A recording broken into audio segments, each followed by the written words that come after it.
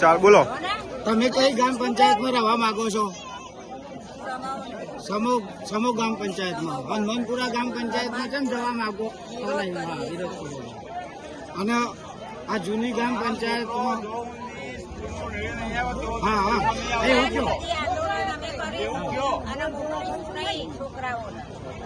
School ક્યાં સુધી બંધ રહેશે?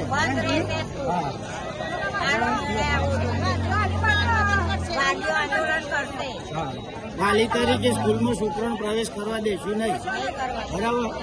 જ્યાં સુધી અમારા ગ્રામ પંચાયતનો નિકાલ નહીં આવે ત્યાં સુધી આ સ્કૂલ ત્યાં સુધી સ્કૂલનું તાળું મારેલું રાખીશું વાલી તરીકે.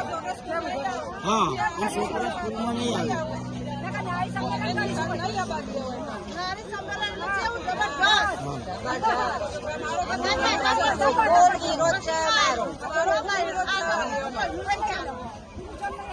ટીડીઓ કલેક્ટરની મિલીભગતથી આ જૂનો નકશો બદલી અને નવો નકશો મૂકી અને સ્કૂલનો દવાખાનું 2 સમૂહ હનુમાનપુરા ગ્રામ પંચાયતમાં લઈ ગયો છે.